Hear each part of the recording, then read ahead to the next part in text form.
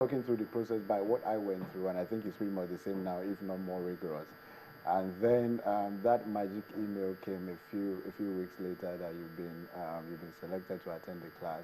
I have to say that I've done quite a number of things in my life, but trying to get better at the way I lead myself first, because I believe that leadership begins at self leadership. If you're able to effectively lead yourself, then you can begin to look at how you lead other people, and of course, look at how you begin to make other leaders.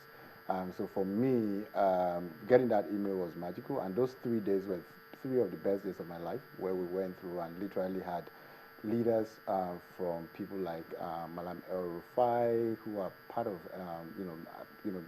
fellows at NL, senior fellows at NLI, had different people from SLS, different people just coming in to come and train and talk about leadership from their own experience. There are a few things I'll be talking about what we learned from those 3 days later on as we go along. So that's essentially the process that we went through, and it's pretty much still the same, except Mr.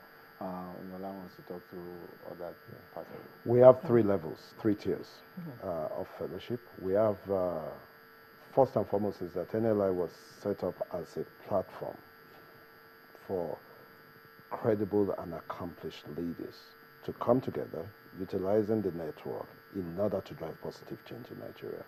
The consequence is that we have three levels of fellowship. The accomplished leaders, generally, typically about 50 years old, who, when they go through our process, they become inducted as senior fellows of NLI. Below that, we have our rising leaders, who typically are between 36 and 49, and they become inducted as NLI fellows. And then we have our emerging leaders, future leaders, who, as Kala mentioned, between 25 and 35, who become inducted as associate fellows. And he had described the process for our associate fellows. It's a rigorous process. We are a global organization registered in Nigeria, UK, and the US, and we mobilize Nigerian leaders wherever they may be in the world. Therefore, the process is really competitive. Each class comprises of 25 people, and as I mentioned, this year we got 1,088 Nigerians globally wanting to be part of NLI. It goes to show that what we preach is greatly appreciated. If you have 1,088, why do you limit it to just 25? For a variety of reasons. First and foremost is pedagogic reasons. When you have a class of 25, it's easier to be able to get the message across. What we do at NLI, we always say that our methodology is unique. It's a conversation that we have, and we call it 3Cs.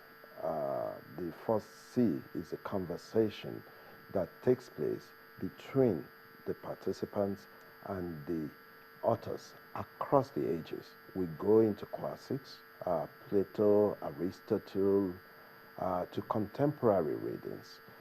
We treat economics as much as we treat politics. We treat literature just as much as we treat philosophy.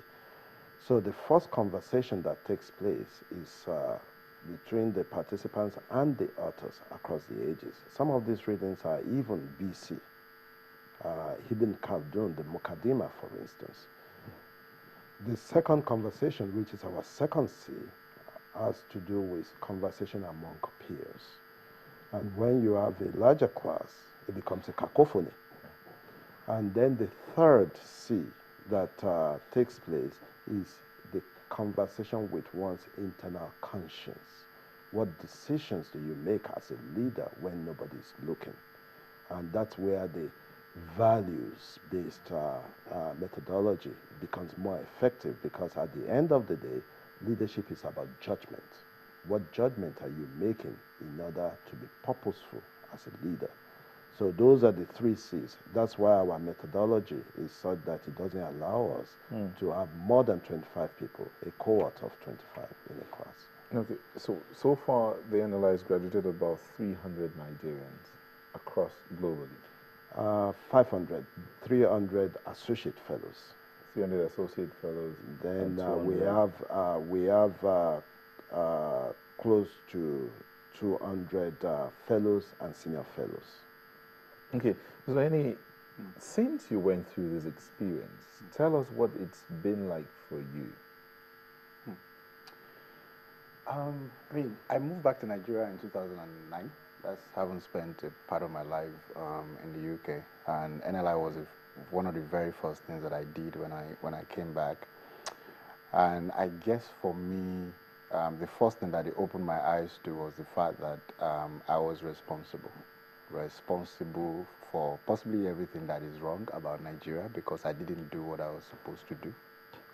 Yeah, so that's, I mean, it brought us into this consciousness of ownership, of being custodian of the Nigerian state. So I started to see leadership as not some kind of, as something I'm not expecting from anyone, but starting from me.